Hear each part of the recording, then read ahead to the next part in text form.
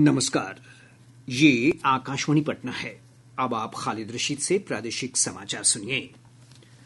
राष्ट्रीय लोक मोर्चा के राष्ट्रीय अध्यक्ष उपेंद्र कुशवाहा और भाजपा के मनन मिश्र के राज्यसभा के लिए निर्विरोध निर्वाचन की आज घोषणा की जाएगी। उपचुनाव के लिए आज नाम वापसी की अंतिम तिथि है।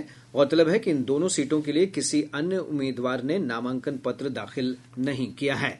राजद की मीसा भारती और भाजपा के विवेक ठाकुर के लोकसभा चुनाव जीतने के बाद ये दोनों सीटें रिक्त हुई हैं।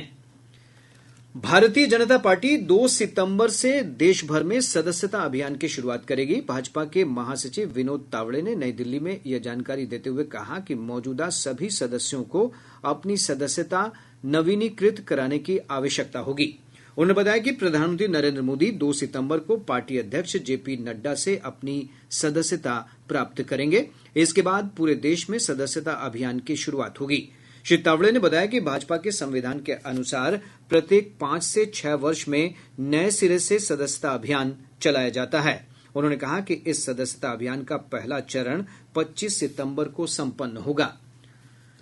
मौसम विभाग ने अगले 2 से 3 घंटों के दौरान औरंगाबाद, गया, लखीसराय, मुंगेर, बांका, सहरसा, दरभंगा और मधुबनी जिले के कुछ भागों में मेघ गर्जन के साथ वज्रपात और बारिश का अलर्ट जारी किया है। इस दौरान लोगों से सुरक्षित स्थानों पर रहने की अपील की गई है।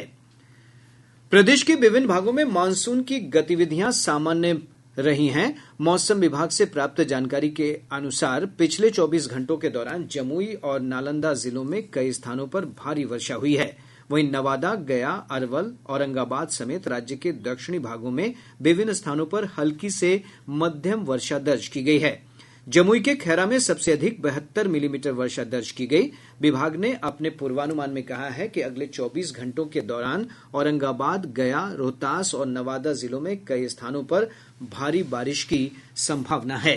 नेपाल के तराई वाले क्षेत्रों और प्रदेश के दक्षिण पश्चिम भागों में बारिश के कारण गंगा, सोन, पुनपुन, घाघरा, बूढ़ी गंडक, बागमती और कोसी समेत विभिन्न नदियों के जलस्तर में बढ़ोतरी दर्ज की गई है।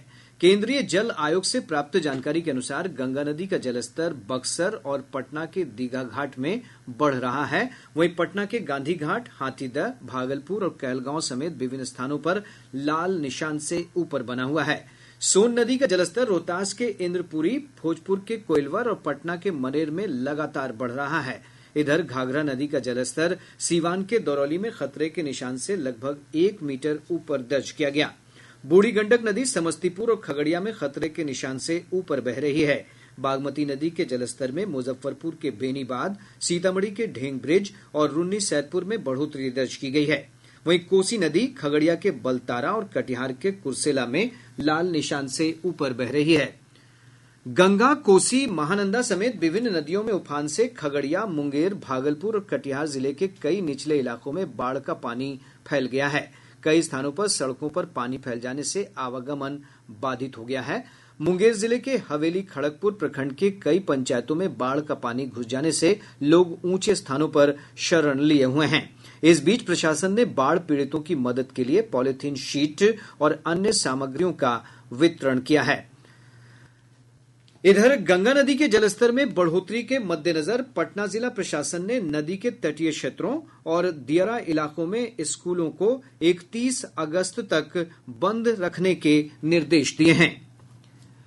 पैरालंपिक्स खेलों की कल से पेरिस में शुरुआत हो रही है। भारतीय पैरा एथलीटों का 84 सदस्यीय दल इन खेलों में एक अभूतपूर्व स्पर्धा में भागीदारी के लिए तैयार है। पैरालंपिक्स में भारत का ये अब तक का सबसे बड़ा दल है। 2021 के टोक्यो पैरालंपिक्स में भारत ने 5 स्वर्ण सहित 19 पदक जीते थे।